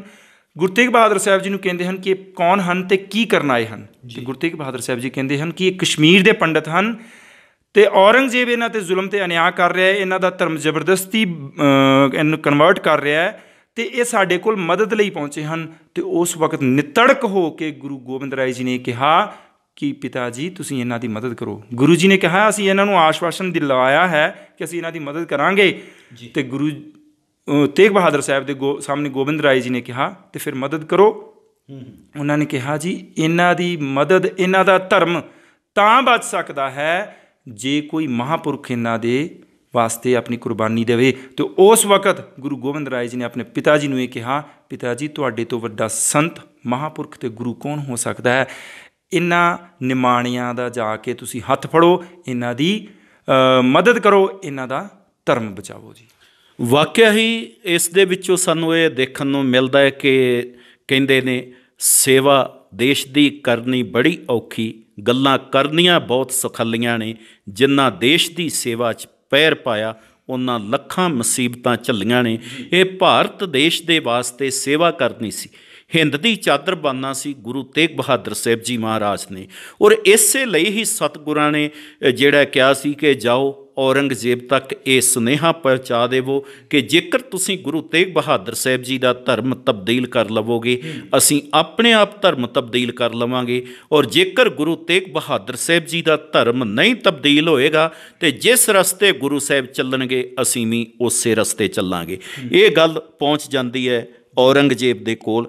ਔਰ ਉਸ ਔਰੰਗਜ਼ੇਬ ਤੋਂ ਫਿਰ ਜਿਹੜਾ ਸੰਮਣ ਆ ਜਾਂਦੇ ਹੈ ਕਿ ਗੁਰੂ ਸਾਹਿਬਾਂ ਨੂੰ ਕਿ ਵੀ ਆਓ ਪੇਸ਼ ਹੋਵੋ, ਕਿਉਂਕਿ ਹੁਣ ਗੁਰੂ ਸਾਹਿਬ ਉਸ ਦੇ ਵਿੱਚ ਮੀਡੀਏਟਰ ਬਣ ਗਏ, ਇਨਵੋਲਵ ਹੋ ਗਏ। ਤੇ ਇਹ ਫਿਰ ਕਿਸ ਤਰ੍ਹਾਂ ਗੁਰੂ ਸਾਹਿਬ ਦਿੱਲੀ ਪਹੁੰਚਦੇ ਨੇ ਔਰ ਉਹ ਦਿੱਲੀ ਦੇ ਵਿੱਚ ਜਾ ਕੇ ਫਿਰ ਕੀ ਕੁਝ ਵਾਪਰਦਾ ਹੈ? ਬਿਲਕੁਲ ਜੀ, ਜਦੋਂ ਪੰਡਤਾਂ ਨੇ ਇਹ ਸੁਨੇਹਾ ਔਰੰਗਜ਼ੇਬ ਤੱਕ ਪਹੁੰਚਾਇਆ ਕਿ ਸਾਡੇ ਗੁਰੂ ਅਤੇ ਰਹਿਬਰ ਜਿਹੜੇ ਹਨ ਉਹ ਗੁਰੂ ਤੇਗ ਬਹਾਦਰ ਹਨ, ਜੇ ਤੁਸੀਂ ਇਹਨਾਂ ਨੂੰ ਇਸਲਾਮ ਧਰਮ 'ਚ ਬਦਲ ਲਵੋ ਅਤੇ ਅਸੀਂ ਆਪਣੇ ਆਪ ਧਰਮ ਅਪਣਾ ਲਵਾਂਗੇ ਜੀ। ਇਹ ਖਬਰ ਪਹੁੰਚਦਿਆਂ ਹੀ ਔਰੰਗਜ਼ੇਬ ਨੇ ਹੁਕਮ ਕਰ ਦਿੱਤੇ ਗੁਰੂ ਤੇਗ ਬਹਾਦਰ ਜੀ ਨੂੰ ਗ੍ਰਿਫਤਾਰ ਕਰਨ ਦੇ। ਅਤੇ ਗੁਰੂ ਤੇਗ ਬਹਾਦਰ ਜੀ ਵੀ ਸ਼ਹਾਦਤ ਲਈ ਤਿਆਰ ਹੋ ਗਏ ਸਨ, ਕਿਉਂਕਿ ਗੁਰੂ ਤੇਗ ਬਹਾਦਰ ਸਾਹਿਬ ਜੀ ਨੂੰ ਆਉਣ ਵਾਲੇ ਸਮੇਂ ਦਾ ਪਹਿਲਾਂ ਹੀ ਪਤਾ ਸੀ। ਗੁਰੂ ਤੇਗ ਬਹਾਦਰ ਸਾਹਿਬ ਜੀ ਦਾ ਇੱਕ ਸਿਧਾਂਤ ਬਹੁਤ ਪੱਕਾ ਸੀ ਕਿ ਗੁਰਬਾਣੀ 'ਚ ਲਿਖਿਆ ਮਿਲਦਾ ਹੈ, ਭੈ ਕਾਹੂ ਕੋ ਦੇਤ ਨਹਿ ਨਹਿ ਪਹਿਮਾਨਤ ਆਣ। ਅਸੀਂ ਨਾ ਕਿਸੇ ਤੋਂ ਡਰਦੇ ਹਾਂ ਅਤੇ ਨਾ ਕਿਸੇ ਨੂੰ ਡਰਾਉਂਦੇ ਹਾਂ। ਸਾਰੇ ਆਜ਼ਾਦੀ ਨਾਲ ਰਹੋ, ਸਾਰੇ ਇੱਕ ਦੂਜੇ ਦੇ ਧਰਮਾਂ ਦਾ ਸਤਿਕਾਰ ਕਰੋ, ਪਰ ਆਪਣੇ ਧਰਮ 'ਚ ਪੱਕੇ ਰਹੋ। ਇਹ ਗੱਲ ਸੁਣ ਕੇ ਜਿਹੜਾ ਸੀ ਔਰੰਗਜ਼ੇਬ ਬੜਾ ਨਾਰਾਜ਼ ਹੋਇਆ। ਉਸਨੇ ਗ੍ਰਿਫਤਾਰੀ ਦੇ ਹੁਕਮ ਕੀਤੇ। ਗੁਰੂ ਤੇਗ ਬਹਾਦਰ ਸਾਹਿਬ ਆਨੰਦਪੁਰ ਸਾਹਿਬ ਤੋਂ ਚੱਲਦੇ ਹਨ 5 ਸਿੱਖਾਂ ਦੇ ਨਾਲ, ਜਿਨ੍ਹਾਂ ਵਿੱਚ ਮਤੀਦਾਸ ਜੀ, ਸਤੀਦਾਸ ਜੀ, ਦਿਆਲਾ ਜੀ, ਉਦੋ ਜੀ ਅਤੇ ਨਾਲ ਗੁਰਦਿੱਤਾ ਜੀ। ਅਤੇ ਗੁਰੂ ਤੇਗ ਬਹਾਦਰ ਸਾਹਿਬ ਉੱਥੋਂ ਚੱਲਦੇ ਚੱਲਦੇ ਆਗਰਾ ਪਹੁੰਚਦੇ ਹਨ ਅਤੇ ਆਗਰੇ ਦੇ ਵਿੱਚ ਗੁਰੂ ਤੇਗ ਬਹਾਦਰ ਸਾਹਿਬ ਜੀ ਨੂੰ ਗ੍ਰਿਫਤਾਰ ਕੀਤਾ ਜਾਂਦਾ ਹੈ। ਪਰ ਇੱਕ ਛੋਟਾ ਜਿਹਾ ਦ੍ਰਿਸ਼ਟਾਂਤ ਮੈਂ ਆਪ ਜੀ ਨੂੰ ਜ਼ਰੂਰ ਦੱਸਣਾ ਚਾਹਾਂਗਾ ਕਿ ਇੱਥੇ ਇੱਕ ਚਰਵਾਹਾ ਸੀ ਜਿਹੜਾ ਗਾਵਾਂ ਮੱਝਾਂ ਚਾਰਦਾ ਹੁੰਦਾ ਸੀ, ਭੇਡਾਂ ਚਾਰਦਾ ਹੁੰਦਾ ਸੀ, ਮੁਸਲਮਾਨ ਹਸਨ ਅਲੀ। ਉਹ ਗੁਰੂ ਤੇਗ ਬਹਾਦਰ ਸਾਹਿਬ ਜੀ ਨੂੰ ਉਸਨੇ ਦੇਖਿਆ ਤਾਂ ਨਹੀਂ ਸੀ, ਪਰ ਬਹੁਤ ਗਰੀਬ ਸੀ। ਉਹ ਕਹਿੰਦਾ ਸੀ, ਗੁਰੂ ਤੇਗ ਬਹਾਦਰ ਸਾਹਿਬ ਤੁਸੀਂ ਮੇਰੇ ਰਾਹੀਂ ਗ੍ਰਿਫਤਾਰ ਹੋਵੋ, ਕਿਉਂਕਿ ਤੁਹਾਡੇ ਸਿਰ 'ਤੇ ਜੋ ਇਨਾਮ ਰੱਖਿਆ ਉਹ ਮੈਨੂੰ ਮਿਲ ਜਾਵੇ। ਅਤੇ ਗੁਰੂ ਤੇਗ ਬਹਾਦਰ ਸਾਹਿਬ ਉਹ ਗਰੀਬਾਂ ਅਤੇ ਅਨਾਥਾਂ ਦੇ ਸਹਾਰਾ ਸਨ। ਗੁਰੂ ਤੇਗ ਬਹਾਦਰ ਸਾਹਿਬ ਨੇ ਉਸ ਦੀ ਜਿਹੜੀ ਦਿਲ ਦੀ ਸੀ ਗੱਲ ਉਸ ਨੂੰ ਸੁਣਿਆ ਅਤੇ ਆਗਰੇ ਵੱਲ ਪਹੁੰਚੇ। ਆਗਰੇ ਜਾ ਕੇ ਉਸ ਹਸਨ ਅਲੀ ਦੇ ਰਾਹੀਂ ਗੁਰੂ ਤੇਗ ਬਹਾਦਰ ਸਾਹਿਬ ਗ੍ਰਿਫਤਾਰ ਹੁੰਦੇ ਹਨ ਅਤੇ ਉੱਥੇ ਗੁਰੂ ਤੇਗ ਬਹਾਦਰ ਸਾਹਿਬ ਜੀ ਦੀ ਗ੍ਰਿਫਤਾਰੀ ਹੁੰਦੀ ਹੈ। ਅਤੇ ਉੱਥੋਂ ਫਿਰ ਅੱਜ ਕੱਲ੍ਹ ਉੱਥੇ ਗੁਰਦੁਆਰਾ ਬਣਿਆ ਹੋਇਆ ਜੀ ਗੁਰੂ ਕਾ ਤਾਲ। ਅੱਜ ਹਜ਼ਾਰਾਂ ਲੋਕ ਉੱਥੇ ਮੱਥਾ ਟੇਕਦੇ ਹਨ। ਅਤੇ ਹਸਨ ਅਲੀ ਦੇ ਰਾਹੀਂ ਜਦੋਂ ਗ੍ਰਿਫਤਾਰ ਹੋਏ ਅਤੇ ਹਸਨ ਅਲੀ ਨੂੰ ਇਨਾਮ ਮਿਲਿਆ ਅਤੇ ਹਸਨ ਅਲੀ ਤਾਂ ਬਹੁਤ ਖੁਸ਼ ਸੀ, ਪਰ ਬਾਅਦ 'ਚ ਉਸਨੂੰ ਇਹ ਪਤਾ ਚੱਲਿਆ ਕਿ ਗੁਰੂ ਤੇਗ ਬਹਾਦਰ ਤੇ ਇਹ ਉਸ ਰੱਬੀ ਰੂਹ ਸੀ ਜਿਹਨੇ ਮੇਰੇ ਮਨ ਦੀ ਗੱਲ ਨੂੰ ਬੁੱਝ ਲਿਆ ਅਤੇ ਇਸ ਨੇ ਮੇਰੇ ਰਾਹੀਂ ਗ੍ਰਿਫਤਾਰੀ ਦੇ ਕੇ ਮੇਰਾ ਉਪਕਾਰ ਕੀਤਾ। ਹਾਲਾਂਕਿ ਉਹ ਦੂਜੇ ਧਰਮ ਦੇ ਸਨ, ਪਰ ਗੁਰੂ ਸਾਹਿਬਾਂ ਨੇ ਉਹਨਾਂ ਦੇ ਰਾਹੀਂ ਗ੍ਰਿਫਤਾਰੀ ਦੇ ਕੇ ਮਾਨਵਤਾ ਦੀ ਜਿਹੜੀ ਹੈ ਉਹ ਭਲਾਈ ਵਾਸਤੇ ਇਹ ਵੀ ਕਦਮ ਚੁੱਕਿਆ ਅਤੇ ਇੱਥੇ ਗੁਰੂ ਸਾਹਿਬ ਦੀ ਗ੍ਰਿਫਤਾਰੀ ਹੁੰਦੀ ਹੈ। ਇਸ ਤੋਂ ਬਾਅਦ ਗੁਰੂ ਸਾਹਿਬ ਦਿੱਲੀ ਵੱਲ ਚੱਲਦੇ ਹਨ ਜੀ। ਅਤੇ ਮੈਂ 1 ਸੈਕਿੰਡ ਦਿੱਲੀ ਵੱਲ ਜਾਣ ਤੋਂ ਬਾਅਦ ਇਹਦੇ ਨਾਲ ਜੁੜਦੀ ਇੱਕ ਘਟਨਾ ਹੋਰ ਆ ਗਈ, ਮੈਂ ਉਹ ਵੀ ਦੱਸ ਦੇਵਾਂ। ਕਿਉਂਕਿ ਇੱਕ ਵਾਰ ਸਰਮਦ ਫਕੀਰ ਦੇ ਚੇਲਿਆਂ ਨੇ ਉਹਨਾਂ ਨੂੰ ਪੁੱਛਿਆ ਕਿ ਤੁਸੀਂ ਕਹਿੰਦੇ ਹੋ ਕਿ ਸਬਰ ਰੱਖੋ, ਕੀ ਸਬਰ ਦੀ ਕਿਤੇ ਕੋਈ ਸ਼ਿਖਰ ਵੀ ਹੈ? ਇਹ ਸਵਾਲ ਕੀਤਾ ਸੀ। ਅਤੇ ਉਸ ਵੇਲੇ ਸਰਮਦ ਸੀ ਜਿਹੜਾ ਇਹ ਔਰੰਗਜ਼ੇਬ ਦੀ ਬੇਟੀ ਦਾ ਗੁਰੂ ਸੀ, ਮੁਰਸ਼ਦ ਸੀ, ਕਿਉਂਕਿ ਉਹਦੀ ਬੇਟੀ ਸਰਮਦ ਦੇ ਕੋਲੋਂ ਕੁਰਾਨ ਪੜ੍ਹਦੀ ਹੁੰਦੀ ਸੀ। ਇਸ ਲਈ ਸਰਮਦ ਨੂੰ ਜਾਣਾ ਕਿਤੇ ਵੀ ਮੁਸ਼ਕਲ ਨਹੀਂ ਸੀ। ਅਤੇ ਉਸ ਵੇਲੇ ਸਰਮਦ ਨੇ ਕਿਹਾ ਕਿ ਠੀਕ ਹੈ, ਇਹਦੀ ਇੱਕ ਮਿਸਾਲ ਮੈਂ ਤੁਹਾਨੂੰ ਹੁਣ ਵਿਖਾਉਣਾ ਹੈ। ਸਵਾਲ ਤੇ ਪਹਿਲੇ ਕੀਤਾ ਸੀ, ਪਰ ਉਦੋਂ ਸਰਮਦ ਜਾਣੀ ਜਾਣ ਸੀ, ਦੂਰ ਦ੍ਰਿਸ਼ਟੀ ਵਾਲਾ ਸੀ। ਸਰਮਦ ਦੀ ਜਿਹੜੀ ਕਬਰ ਹੈ, ਉਹ ਕਬਰ ਵੀ ਜੋ ਜਾਮਾ ਮਸਜਿਦ ਹੈ ਦਿੱਲੀ ਦੇ ਵਿੱਚ, ਜਾਮਾ ਮਸਜਿਦ ਦੇ ਸਾਹਮਣੇ ਬਣੀ ਹੈ। ਅਤੇ ਸਰਮਦ ਉਹਨਾਂ ਨੂੰ ਲੈ ਕੇ ਗਿਆ। ਗੁਰੂ ਸਾਹਿਬਾਂ ਨੂੰ ਉਸ ਵੇਲੇ ਪਿੰਜਰੇ 'ਚ ਬੰਦ ਸੀ ਅਤੇ 8ਵੀਂ ਪਾਰੀ 1 ਰੋਟੀ ਅਤੇ 1 ਪਿਆਲਾ ਦੁੱਧ ਦਾ ਮਿਲਦਾ ਸੀ। ਔਰ ਇੱਥੋਂ ਤੱਕ ਕਿ ਸਤਿਗੁਰਾਂ ਨੂੰ ਜਦੋਂ ਰੋਟੀ ਦਿੱਤੀ ਗਈ ਅਤੇ ਕਹਿੰਦੇ ਨੇ ਕਿ ਲਾਗੇ ਇੱਕ ਸੂਣ ਵਾਲੀ ਕੁੱਤੀ ਘੁੰਮ ਰਹੀ ਸੀਗੀ, ਅਤੇ ਸਤਿਗੁਰਾਂ ਨੇ ਉਹ ਰੋਟੀ ਉਸ ਕੁੱਤੀ ਨੂੰ ਪਾ ਦਿੱਤੀ। ਅਤੇ ਸਰਮਦ ਨੇ ਜਾ ਕੇ ਸਤਿਗੁਰਾਂ ਦੇ ਪੈਰ ਫੜ ਲਏ। ਸਤਿਗੁਰੂ 8 ਪਹਿਰਾਂ ਦੇ ਬਾਅਦ ਤੁਹਾਨੂੰ 1 ਰੋਟੀ ਅਤੇ 1 ਪਿਆਲਾ ਪਾਣੀ ਦਾ ਮਿਲਿਆ ਹੈ, ਉਹ ਵੀ ਪਿੰਜਰੇ, ਉਹ ਵੀ ਦੇ ਦਿੱਤਾ। ਅਤੇ ਸਤਿਗੁਰਾਂ ਨੇ ਇਹ ਕਿਹਾ ਸੀ ਕਿ ਮੇਰਾ ਸਰੀਰ ਤਾਂ ਜਿਹੜਾ ਉਹ ਕੁਛ ਹੀ ਘੰਟਿਆਂ ਦਾ, ਕੁਛ ਹੀ ਪਲਾਂ ਦਾ ਮਹਿਮਾਨ ਹੈ, ਪਰ ਇਹਦੇ ਅੰਦਰ ਜੋ ਬੱਚੇ ਪਲ ਰਹੇ ਆ ਉਹਨਾਂ ਦਾ ਧਿਆਨ ਰੱਖਣਾ। ਸਤਿਗੁਰੂ ਇੱਥੋਂ ਤੱਕ ਦੂਰ ਦ੍ਰਿਸ਼ਟੀ ਵਾਲੇ ਸੀ। ਅਤੇ ਐਸੇ ਸਤਿਗੁਰੂ ਜਦੋਂ ਫਿਰ ਦਿੱਲੀ ਪਹੁੰਚਦੇ ਆ, ਦਿੱਲੀ 'ਚ ਹੋਰ ਕੀ ਕੁਛ ਵਾਕਿਆਤ ਹੁੰਦੇ ਆ? ਦਿੱਲੀ ਵਿੱਚ ਵਾਕਿਆਤ ਇਹ ਹੁੰਦਾ ਜੀ, ਉਹਨਾਂ ਨੂੰ ਜਦੋਂ ਗ੍ਰਿਫਤਾਰ ਕੀਤਾ ਜਾਂਦਾ ਅਤੇ ਸਭ ਤੋਂ ਪਹਿਲਾਂ 3 ਸਿੱਖਾਂ ਦੇ ਨਾਲ, 2 ਸਿੱਖ ਤੇ ਗੁਰੂ ਸਾਹਿਬਾਂ ਤੋਂ ਵੱਖ ਹੋ ਗਏ ਜਾਂਦੇ ਹਨ, ਉਦੋ ਜੀ ਅਤੇ ਗੁਰਦਿੱਤਾ ਜੀ, ਕਿਉਂਕਿ ਇਹਨਾਂ ਨੇ ਬਾਹਰ 'ਚ ਕੋਈ ਹੋਰ ਵੀ ਸੇਵਾ ਕਰਨੀ ਸੀ। ਭਾਈ ਮਤੀ ਦਾਸ, ਭਾਈ ਸਤੀ ਦਾਸ, ਭਾਈ ਦਿਆਲਾ ਅਤੇ ਗੁਰੂ ਤੇਗ ਬਹਾਦਰ ਸਾਹਿਬ ਜੀ ਦਿੱਲੀ ਦਰਬਾਰ 'ਚ ਪੇਸ਼ ਕੀਤੇ ਜਾਂਦੇ ਹਨ। ਪਰ ਉਸ ਵਕਤ ਦੱਸਦੇ ਹਨ ਇਤਿਹਾਸ 'ਚ ਕਿ ਔਰੰਗਜ਼ੇਬ ਬਾਦਸ਼ਾਹ ਉੱਥੇ ਨਹੀਂ ਸੀ ਜੀ। ਅਤੇ ਉੱਥੋਂ ਦਾ ਜਿਹੜਾ ਕਾਜ਼ੀ ਅਬਦੁਲ ਵਹਾਬ ਅਤੇ ਕੋਤਵਾਲ ਜਿਹੜਾ ਅਬਦੁੱਲਾ ਸੀ, ਅਤੇ ਹੋਰ ਜਿਹੜੇ ਉਹਨਾਂ ਦੇ ਸਿਪਾਹ ਸਲਾਰ ਸਨ ਜਾਂ ਉਸ ਵਕਤ ਦੇ ਮੰਤਰੀ ਸਨ, ਉਹਨਾਂ ਨੇ ਗੁਰੂ ਤੇਗ ਬਹਾਦਰ ਸਾਹਿਬ ਜੀ ਨੂੰ ਸਿੱਧਾ ਹੀ ਇਹ ਕਿਹਾ, ਤੁਸੀਂ ਮੁਸਲਮਾਨ ਧਰਮ ਬਦਲ ਲਵੋ, ਨਹੀਂ ਤਾਂ ਤੁਹਾਨੂੰ ਸ਼ਹੀਦ ਕਰ ਦਿੱਤਾ ਜਾਏਗਾ। ਗੁਰੂ ਸਾਹਿਬਾਂ ਨੇ ਕਿਹਾ ਕਿ ਅਸੀਂ ਤਾਂ ਉਸ ਪ੍ਰਭੂ ਪਰਮਾਤਮਾ ਦੇ ਹੁਕਮ 'ਚ ਇੱਥੇ ਆਏ ਹਾਂ, ਸਾਨੂੰ ਪਤਾ ਹੈ ਕਿ ਉਹਦਾ ਹੁਕਮ ਅਟਲ ਹੈ, ਜੋ ਹੋਣਾ ਹੈ ਉਸ ਦੇ ਹੁਕਮ 'ਚ ਹੀ ਹੋਣਾ ਹੈ, ਪਰ ਅਸੀਂ ਆਪਣੇ ਧਰਮ 'ਚ ਪੱਕੇ ਰਹਿਣਾ ਹੈ, ਤੁਸੀਂ ਜੋ ਕਰ ਸਕਦੇ ਹੋ ਤੁਸੀਂ ਕਰ ਲਵੋ। ਉਸ ਵਕਤ ਕਾਜੀ ਅਤੇ ਜਿਹੜੇ ਹੋਰ ਮੰਤਰੀ ਸਨ, ਉਹਨਾਂ ਨੇ ਸਲਾਹ ਕੀਤੀ ਕਿ ਕਿਉਂ ਨਾ ਇਹਨਾਂ ਦੇ ਨਾਲ ਜਿਹੜੇ 3 ਸਿੱਖ ਹਨ, ਉਹ ਮਤੀ ਦਾਸ, ਦਿਆਲਾ ਜੀ ਅਤੇ ਸਤੀ ਦਾਸ, ਇਹਨਾਂ ਨੂੰ ਕੋਹ ਕੇ ਮਾਰਿਆ ਜਾਵੇ, ਇਹਨਾਂ ਨੂੰ ਐਸੀ ਸਜ਼ਾ ਦਿੱਤੀ ਜਾਵੇ ਕਿ ਗੁਰੂ ਤੇਗ ਬਹਾਦਰ ਉਹਨਾਂ ਨੂੰ ਦੇਖ ਕੇ ਕੰਬ ਜਾਵੇ ਅਤੇ ਡੋਲ ਜਾਣ। ਪਰ ਗੁਰੂ ਤੇਗ ਬਹਾਦਰ ਸਾਹਿਬ ਡੋਲੇ ਨਹੀਂ। ਜਦੋਂ ਗੁਰੂ ਤੇਗ ਬਹਾਦਰ ਸਾਹਿਬ ਜੀ ਨੂੰ ਸ਼ਹੀਦ ਕਰਨਾ ਸੀ, ਇਸ ਤੋਂ ਪਹਿਲਾਂ 3 ਜਿਹੜੇ ਸਿੱਖ ਸਨ, ਇਹਨਾਂ ਨੂੰ ਸ਼ਹੀਦ ਕੀਤਾ ਗਿਆ। ਸਭ ਤੋਂ ਪਹਿਲਾਂ ਭਾਈ ਮਤੀ ਦਾਸ ਜੀ ਨੂੰ ਬੰਨ੍ਹ ਕੇ ਇਹਨਾਂ ਨੂੰ ਲੱਕੜਾਂ ਦੇ ਵਿੱਚ ਬੰਨ੍ਹ ਦਿੱਤਾ ਗਿਆ ਅਤੇ ਸਿਰ ਦੇ ਉੱਤੇ ਆਰਾ ਰੱਖ ਕੇ ਇਹ ਪੁੱਛਿਆ ਗਿਆ ਕਿ ਦੱਸੋ ਤੁਹਾਡੀ ਆਖਰੀ ਖੁਆਇਸ਼ ਕੀ ਹੈ? ਅਤੇ ਉਹਨਾਂ ਨੇ ਕਿਹਾ ਹੈ ਕਿ ਆਖਰੀ ਖੁਆਇਸ਼ ਮੇਰੀ ਇਹ ਹੈ ਕਿ ਮੇਰਾ ਮੂੰਹ ਜਿਹੜਾ ਮੇਰੇ ਮੁਰਸ਼ਦ, ਮੇਰੇ ਗੁਰੂ ਤੇਗ ਬਹਾਦਰ ਵੱਲ ਕੀਤਾ ਜਾਵੇ। ਅਤੇ ਨਾਲ ਹੀ ਮਤੀ ਦਾਸ ਜੀ ਨੇ ਜਪਜੀ ਸਾਹਿਬ ਦਾ ਪਾਠ ਸ਼ੁਰੂ ਕੀਤਾ। ਆਰਾ ਚੱਲਣਾ ਸ਼ੁਰੂ ਹੋਇਆ। ਆਰਾ ਜਦੋਂ ਸਿਰ ਤੋਂ ਨੱਕ ਤੱਕ, ਅੱਖਾਂ ਤੱਕ ਪਹੁੰਚਦਾ ਹੈ, ਗੁਰੂ ਦਾ ਜਿਹੜਾ ਪਿਆਰਾ ਸੀ ਉਸਨੇ ਜਪਜੀ ਸਾਹਿਬ ਦਾ ਬਾਣੀ ਦਾ ਪਾਠ ਸ਼ੁਰੂ ਕੀਤਾ। ਜਦੋਂ ਸਰੀਰ 2 ਫਾੜ ਹੋ ਕੇ ਨੀਚੇ ਡਿੱਗ ਜਾਂਦਾ ਹੈ 2 ਹਿੱਸਿਆਂ 'ਚ, ਅਤੇ ਅਖੀਰ ਵਕਤ ਦੋਨਾਂ ਹਿੱਸਿਆਂ 'ਚੋਂ ਇਹ ਆਵਾਜ਼ ਆਉਂਦੀ ਹੈ, ਜਿਨੀ ਨਾਮ ਤੇ ਆਇਆ ਗਏ ਮਸਕਤ ਕਾਲ, ਨਾਨਕ ਤੇ ਮੁਖ ਉਜਲੇ ਕੀਤੀ ਛੁੱਟੀ ਨਾਲ। ਗੁਰੂ ਤੇਗ ਬਹਾਦਰ ਸਾਹਿਬ ਜੀ ਦੇ ਸਾਹਮਣੇ ਉਹਨਾਂ ਦਾ ਪਹਿਲਾ ਸਿੱਖ ਸ਼ਹੀਦ ਕੀਤਾ ਗਿਆ। ਪਰ ਗੁਰੂ ਜੀ ਸ਼ਾਂਤ ਚਿੱਤ, ਅਡੋਲ, ਉਸ ਪ੍ਰਭੂ ਪਰਮਾਤਮਾ ਦੇ ਜਿਨ੍ਹਾਂ ਨੂੰ ਉਹ 'ਤੇ ਪੂਰਨ ਵਿਸ਼ਵਾਸ ਸੀ, ਉਹਦੇ ਹੁਕਮ 'ਚ ਉਸੇ ਤਰ੍ਹਾਂ ਬੈਠੇ ਰਹੇ। ਦੂਸਰੇ ਸਿੱਖ ਦੂਸਰੇ ਦਿਨ ਭਾਈ ਸਤੀ ਦਾਸ ਜੀ ਨੂੰ ਰੂੰ ਦੇ ਵਿੱਚ ਬੰਨ੍ਹ ਕੇ ਜਿੰਦਾ ਜਲਾ ਦਿੱਤਾ ਗਿਆ ਜੀ, ਕਿਉਂਕਿ ਗੁਰੂ ਜੀ ਦੀ ਜਿਹੜੀ ਦ੍ਰਿੜਤਾ ਸੀ ਉਸ ਨੂੰ ਹਿਲਾਉਣਾ ਚਾਹੁੰਦੇ ਸਨ, ਉਹਨਾਂ ਅੰਦਰ ਡਰ ਪੈਦਾ ਕਰਨਾ ਚਾਹੁੰਦੇ ਸਨ। ਪਰ ਗੁਰੂ ਤੇਗ ਬਹਾਦਰ ਸਾਹਿਬ ਤੇ ਆਪ ਰੱਬੀ ਰੂਪ ਸਨ।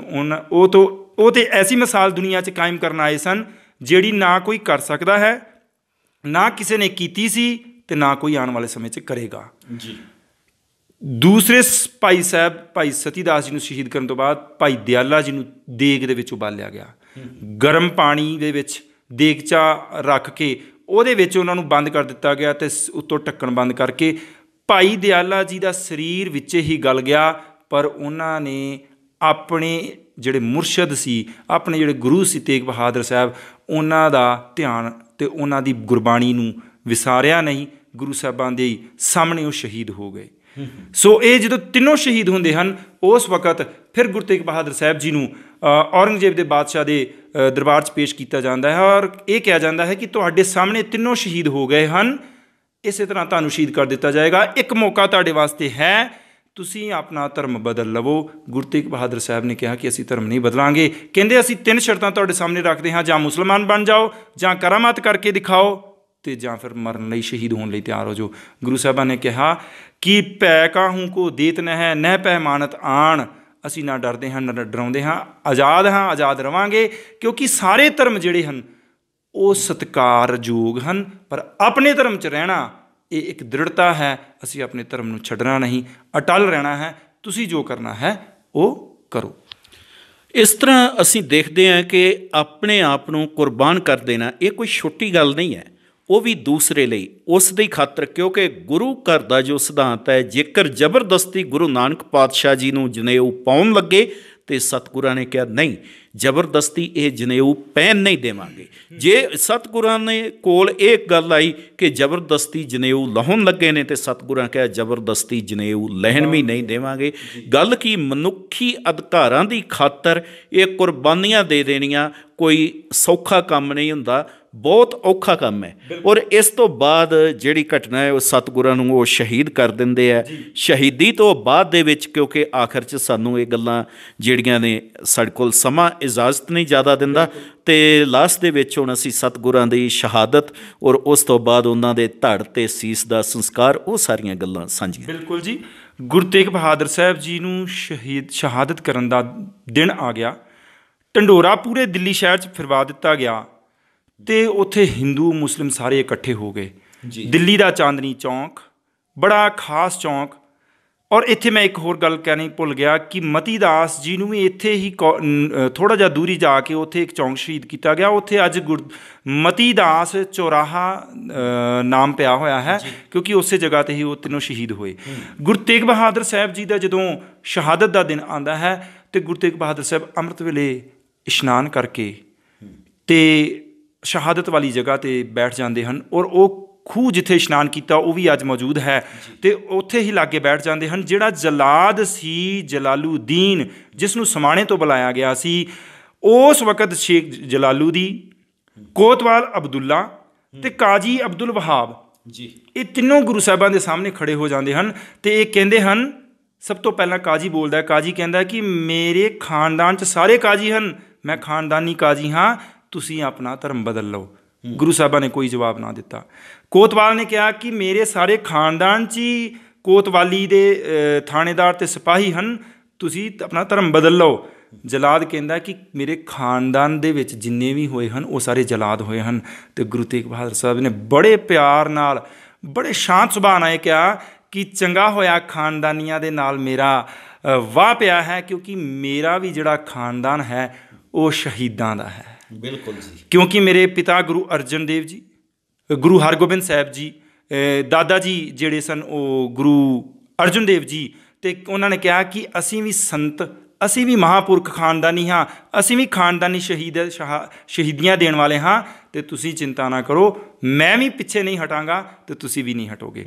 ਉਸ ਵਕਤ ਜਲਾਲੂਦੀਨ ਨੇ ਤਲਵਾਰ ਕੱਢ ਕੇ ਗੁਰੂ ਸਾਹਿਬਾਂ ਦਾ ਸੀਸ ਜਿਹੜਾ ਸੀ ਉਹ ਧੜ ਤੋਂ ਅਲੱਗ ਕਰ ਦਿੱਤਾ। ਇਹ 11 ਨਵੰਬਰ 1675 ਈਸਵੀ ਦੀ ਗੱਲ ਹੈ। ਅਤੇ ਉਸ ਵਕਤ ਐਸੀ ਹਨੇਰੀ, ਐਸਾ ਤੂਫਾਨ ਚੱਲਿਆ, ਕਿਉਂਕਿ ਜਦੋਂ ਮਹਾਂਪੁਰਖ, ਕਿਸੇ ਐਸੇ ਸੰਤ ਮਹਾਂਪੁਰਖ ਦਾ ਕਤਲ ਕੀਤਾ ਜਾਂਦਾ ਅਤੇ ਕੁਦਰਤ ਸਾਰੀ ਰੋ ਪੈਂਦੀ ਹੈ, ਅਤੇ ਕੁਦਰਤ ਨੇ ਵੀ ਆਪਣਾ ਰੰਗ ਦਿਖਾਇਆ। ਉਸ ਵਕਤ ਬਹੁਤ ਤੇਜ਼ ਹਨੇਰੀ ਚੱਲਦੀ ਹੈ, ਤੂਫਾਨ ਚੱਲਦਾ ਹੈ। ਉਸ ਵਕਤ ਲੱਖੀ ਸ਼ਾਵਣਜਾਰਾ ਜੋ ਸੀ, ਗੁਰੂ ਸਾਹਿਬਾਂ ਦਾ ਜੋ ਸਿੱਖ ਸੀਗਾ, ਉਹ ਆਪਣੇ ਪੁੱਤਰ ਨਗਾਹੀਏ ਦੇ ਨਾਲ ਉਹ ਫਟਾਫਟ ਗੁਰੂ ਤੇਗ ਬਹਾਦਰ ਸਾਹਿਬ ਜੀ ਦਾ ਧੜ ਜਿਹੜਾ ਹੈ ਉਸ ਤੂਫਾਨ ਦੇ ਵਿੱਚ ਆਪਣੇ ਰੂੰ ਵਾਲੇ ਗੱਡਿਆਂ ਦੇ ਵਿੱਚ ਲੱਦਦਾ ਹੈ। ਆਪਣੇ ਘਰ ਜਿੱਥੇ ਰਕਾਬਗੰਜ ਗੁਰਦੁਆਰਾ ਬਣਿਆ ਹੋਇਆ ਹੈ ਉੱਥੇ ਲੈ ਜਾਂਦਾ ਹੈ, ਔਰ ਆਪਣੇ ਗੱਡੇ ਅੰਦਰ ਰੱਖ ਕੇ ਆਪਣੇ ਘਰ ਨੂੰ ਅੱਗ ਲਗਾ ਦਿੰਦਾ ਹੈ। ਔਰ ਗੁਰੂ ਸਾਹਿਬਾਂ ਦਾ ਇਸ ਤਰ੍ਹਾਂ ਉੱਥੇ ਧੜ ਦਾ ਸੰਸਕਾਰ ਹੁੰਦਾ ਹੈ। ਉਸੇ ਵਕਤ ਹੀ, ਉਸ ਭੀੜ ਦੇ ਵਿੱਚ ਹੀ, ਇੱਕ ਗੁਰੂ ਜੀ ਦਾ ਸਿੱਖ ਭਾਈ ਜੈਤਾ ਅਤੇ 2 ਉਹਨਾਂ ਦੇ ਨਾਲ ਹੋਰ ਸਿੱਖ ਸਨ, ਭਾਈ ਨਾਨੂ ਜੀ ਅਤੇ ਭਾਈ ਉਦਾ ਜੀ। ਇਹਨਾਂ ਤਿੰਨਾਂ ਨੇ ਮਿਲ ਕੇ ਗੁਰੂ ਸਾਹਿਬਾਂ ਦਾ ਜਿਹੜਾ ਸ਼ੀਸ ਸੀਗਾ, ਸਿਰ ਸੀਗਾ, ਜਿਹੜਾ ਉਠਾ ਲਿਆ, ਕੱਪੜਿਆਂ ਵਿੱਚ ਲਪੇਟ ਕੇ, ਬੜੇ ਸਤਿਕਾਰ ਨਾਲ ਟੋਕਰੀ ਦੇ ਵਿੱਚ ਰੱਖ ਕੇ ਗੁਰੂ ਸਾਹਿਬਾਂ ਦਾ ਸੀਸ ਚੁੱਕ ਕੇ ਉੱਥੋਂ ਦਿੱਲੀ ਵਿੱਚੋਂ ਨਿਕਲ ਜਾਂਦੇ ਹਨ। ਦਿੱਲੀ ਤੋਂ ਤੁਰ ਕੇ ਉਹ ਕੀਰਤਪੁਰ ਸਾਹਿਬ, ਕੀਰਤਪੁਰ ਤੋਂ ਸਾਹਿਬ ਉਹ ਫਿਰ ਅਨੰਦਪੁਰ ਸਾਹਿਬ ਪਹੁੰਚਦੇ ਹਨ। 5 ਦਿਨਾਂ ਵਿੱਚ ਉਹ ਜਾ ਕੇ ਸਫ਼ਰ ਤੈਅ ਕਰਦੇ, ਅਤੇ ਗੁਰੂ ਗੋਬਿੰਦ ਰਾਏ ਜੀ ਜਿਹੜੇ ਉਸ ਵਕਤ 10ਵੇਂ ਗੁਰੂ ਪਹਿਲਾਂ ਹੀ ਥਾਪ ਗਏ ਸਨ ਗੁਰੂ ਤੇਗ ਬਹਾਦਰ ਜੀ, ਉਹਨਾਂ ਕੋਲ ਉਹਨਾਂ ਦੇ ਪਿਤਾ ਦਾ ਸੀਸ ਪਹੁੰਚਾਇਆ ਜਾਂਦਾ ਹੈ। ਗੁਰੂ ਗੋਬਿੰਦ ਰਾਏ ਜੀ ਔਰ ਮਾਤਾ ਗੁਜਰੀ ਜੀ ਇਹ ਦੇਖ ਕੇ ਬਹੁਤ ਹੈਰਾਨ ਹੁੰਦੇ ਹਨ, ਉਹਨਾਂ ਦੀ ਸੇਵਾ 'ਤੇ ਵੀ ਖੁਸ਼ ਹੁੰਦੇ ਹਨ ਅਤੇ ਉਸ ਵਕਤ ਭਾਈ ਜੈਤਾ ਜੀ ਨੂੰ ਇਹ ਵਰ ਦਿੰਦੇ ਹਨ ਕਿ ਰੰਗਰੇਟਾ ਗੁਰੂ ਕਾ ਬੇਟਾ, ਕਿ ਤੂੰ ਗੁਰੂ ਦੇ ਬੇਟਿਆਂ ਜਿੰਨੀ ਸੇਵਾ ਕੀਤੀ ਹੈ। ਉਸ ਵਕਤ ਫਿਰ ਗੁਰੂ ਗੋਬਿੰਦ ਰਾਏ ਜੀ ਆਪਣੇ ਪਿਤਾ ਜੀ ਦਾ ਜਿਹੜਾ ਸੀਸ ਦਾ ਸੰਸਕਾਰ ਹੈ ਉੱਥੇ ਬੜੇ ਸਤਿਕਾਰ ਨਾਲ ਕਰਦੇ ਹਨ। ਉਸ ਅਨੰਦਪੁਰ ਸਾਹਿਬ ਵਿੱਚ ਉੱਥੇ ਵੀ ਗੁਰਦੁਆਰਾ ਸੀਸਗੰਜ ਬਣਿਆ ਹੋਇਆ, ਜਿੱਥੇ ਗੁਰੂ ਤੇਗ ਬਹਾਦਰ ਸਾਹਿਬ ਜੀ ਦੀ ਸ਼ਹਾਦਤ ਹੋਈ ਉੱਥੇ ਅੱਜ ਕੱਲ੍ਹ ਗੁਰਦੁਆਰਾ ਦਿੱਲੀ ਦੇ ਵਿੱਚ ਬਹੁਤ ਹੀ ਫੇਮਸ ਗੁਰਦੁਆਰਾ, ਜਿੱਥੇ ਹਜ਼ਾਰਾਂ ਨਹੀਂ ਕਰੋੜਾਂ ਲੋਕ ਜਾਂਦੇ ਹਨ, ਮੱਥਾ ਟੇਕਦੇ ਹਨ, ਗੁਰੂ ਤੇਗ ਬਹਾਦਰ ਸਾਹਿਬ ਜੀ ਦੇ ਅੱਗੇ ਸ਼ਰਧਾ ਦੇ ਫੁੱਲ ਭੇਟ ਕਰਦੇ ਹਨ ਅਤੇ ਉੱਥੋਂ ਗੁਰੂ ਸਾਹਿਬਾਂ ਤੋਂ ਬਖਸ਼ਿਸ਼ਾਂ ਲੈਂਦੇ ਹਨ। ਗੁਰਬਾਣੀ ਦੀਆਂ ਤੁਕਾਂ ਵਿੱਚ ਲਿਖਿਆ ਹੈ ਕਿ ਤੇਗ ਬਹਾਦਰ ਕੇ ਚਲਤ ਪਇਓ ਜਗਤ ਕੋ ਸੋਕ, ਹੈ ਸਭ ਜਗ ਪਇਓ ਜੈ ਜੈ ਜੈ ਸੁਰਲੋਕ। ਇੱਕ ਹੋਰ ਗੁਰਬਾਣੀ ਦੀ ਤਿੱਕ ਜਿਹੜੀ ਗੁਰੂ ਗੋਬਿੰਦ ਸਿੰਘ ਜੀ ਨੇ ਲਿਖੀ ਬਚਿੱਤਰ ਨਾਟਕ ਵਿੱਚ, ਉਹ ਲਿਖੀ ਸੀ, ਤਿਲਕ ਜੰਜੂ ਰਾਖਾ ਪ੍ਰਭ ਤਾਂਕਾ, ਕੀਨੋ ਬੜੋ ਕਲੂ ਮੈਂ ਸਾਕਾ, ਧਰਮਹੇਤ ਸਾਕਾ ਜਿਨ ਕੀਆ, ਸੀਸ ਦਿਆ ਪਰ ਸਿਰੜ ਨਾ ਦਿਆ। ਗੁਰੂ ਜੀ ਨੇ ਆਪਣਾ ਸੀਸ ਦੇ ਦਿੱਤਾ। ਮਾਨਵਤਾ ਦਾ ਜਿਹੜਾ ਘਾਣ ਹੋਣਾ ਸੀ, ਜਿਹੜੇ ਲੋਕਾਂ ਨੂੰ ਮਾਰਿਆ ਜਾ ਰਿਹਾ ਸੀ, ਹਜ਼ਾਰਾਂ ਲੋਕਾਂ ਨੂੰ ਤਲਵਾਰ ਦੇ ਨਾਲ, ਡਰ ਦੇ ਨਾਲ ਉਹਨਾਂ ਦਾ ਧਰਮ ਬਦਲਿਆ ਜਾ ਰਿਹਾ ਸੀ, ਗੁਰੂ ਸਾਹਿਬਾਂ ਨੇ ਆਪਣੇ ਸੀਸ ਦੇ ਆਪਣਾ ਸਰੀਰ ਦਾ ਠੀਕਰਾ ਫੋੜ ਕੇ ਗੁਰੂ ਸਾਹਿਬਾਂ ਜੀ ਨੇ ਇੱਥੇ ਮਾਨਵਤਾ ਦਾ ਜਿਹੜਾ ਡੁੱਲ ਰਿਹਾ ਖੂਨ ਉੱਥੇ ਫਿਰ ਰੋਕਿਆ। ਉਸ ਮਾਨਵਤਾ ਦੇ ਵਗਦੇ ਹੋਏ ਖੂਨ ਨੂੰ ਰੋਕਿਆ ਅਤੇ ਨਾਲ ਹਿੰਦੁਸਤਾਨ ਅਤੇ ਹਿੰਦੂ ਧਰਮ ਦੀ ਰਾਖੀ ਕੀਤੀ।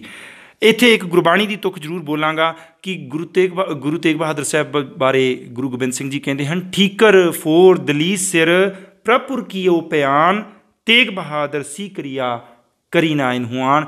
ਇਹੋ ਜਿਹੀ ਸ਼ਹੀਦੀ, ਇਹੋ ਜਿਹੀ ਕਿਰਿਆ, ਪਰਉਪਕਾਰ ਵਾਲੀ ਸ਼ਹੀਦੀ, ਜਿਹੜੀ ਮਾਨਵਤਾ ਦੀ ਰੱਖਿਆ ਕਰਨ ਵਾਲੀ ਸ਼ਹੀਦੀ ਸੀ, ਉਹ ਗੁਰੂ ਜੀ ਨੇ ਉਦਾਹਰਨ ਦੇ ਤੌਰ 'ਤੇ ਪੂਰੀ ਦੁਨੀਆ ਦੇ ਵਿੱਚ, ਪੂਰੀ ਸ੍ਰਿਸ਼ਟੀ ਦੇ ਵਿੱਚ ਕਾਇਮ ਕਰ ਦਿੱਤੀ। ਐਸੀ ਸ਼ਹੀਦੀ ਨਾ ਹੋਈ ਹੈ, ਨਾ ਕੋਈ ਅੱਗੇ ਆਉਣ ਵਾਲਾ ਕੋਈ ਪੀਰ ਪੈਗੰਬਰ ਕਰ ਸਕਦਾ ਹੈ। ਇਹ ਸੀ ਸਾਡੀ ਵਿਚਾਰਾਂ ਦੀ ਸਾਂਝ ਵੀਰ ਹਰਪ੍ਰੀਤ ਸਿੰਘ ਜੀ ਦੇ ਨਾਲ ਗੁਰੂ ਤੇਗ ਬਹਾਦਰ ਸਾਹਿਬ ਜੀ ਦੀ ਸ਼ਹਾਦਤ ਨੂੰ ਸਮਰਪਿਤ, ਔਰ ਉਹਨਾਂ ਨੇ ਕਿਸ ਤਰ੍ਹਾਂ ਮਾਨਵਤਾ ਦੀ ਖਾਤਰ ਸ਼ਹੀਦੀ ਪ੍ਰਾਪਤ ਕੀਤੀ। ਅਤੇ ਫਿਰ ਦੋਸਤੋ ਮੈਂ ਇੱਕ ਗੱਲ ਕਹਿ ਦੇਵਾਂ ਕਿ ਤੁਸੀਂ ਇਸ ਪ੍ਰੋਗਰਾਮ ਨੂੰ ਜੇਕਰ YouTube 'ਤੇ ਸੁਣ ਰਹੇ ਹੋ, ਇੱਥੇ ਵੀ ਸਾਡੇ ਤੁਸੀਂ ਚੈਨਲ ਨੂੰ ਸਬਸਕ੍ਰਾਈਬ ਜ਼ਰੂਰ ਕਰ ਲਵੋ, ਨਾਲ ਲੱਗਾ ਬੈਲ ਆਈਕਨ ਦਾ ਬਟਨ ਵੀ ਦਬਾ ਦੇਵੋ, ਔਰ ਜੇਕਰ ਤੁਸੀਂ Facebook 'ਤੇ ਸੁਣ ਰਹੇ ਹੋ ਤਾਂ ਉੱਥੇ ਵੀ ਤੁਸੀਂ ਇਸ ਪੇਜ ਨੂੰ ਲਾਈਕ ਕਰੋ, ਫੋਲੋ ਕਰੋ, ਨਾਲ ਵੱਧ ਤੋਂ ਵੱਧ ਦੋਸਤਾਂ ਮਿੱਤਰਾਂ ਤੱਕ ਇਹ ਗੁਰ ਇਤਿਹਾਸ ਨੂੰ ਸ਼ੇਅਰ ਵੀ ਕਰੋ। ਤੁਸੀਂ WhatsApp ਦੇ ਥਰੂ ਲਿੰਕ ਭੇਜ ਸਕਦੇ ਹੋ ਸਾਰੇ ਦੋਸਤਾਂ ਮਿੱਤਰਾਂ ਤੱਕ। ਤੁਸੀਂ ਇਸ ਨੂੰ Facebook 'ਤੇ ਆਪਣੇ ਗਰੁੱਪਸ ਦੇ ਵਿੱਚ ਸ਼ੇਅਰ ਕਰ ਸਕਦੇ ਹੋ, ਤਾਂ ਕਿ ਗੁਰ ਇਤਿਹਾਸ ਸਾਡਾ ਜਨ ਜਨ ਤੱਕ ਪਹੁੰਚਣਾ ਚਾਹੀਦਾ ਹੈ। ਸਾਨੂੰ ਇਸ ਇਤਿਹਾਸ ਦੀ ਪੂਰੀ ਜਾਣਕਾਰੀ ਹੋਣੀ ਚਾਹੀਦੀ।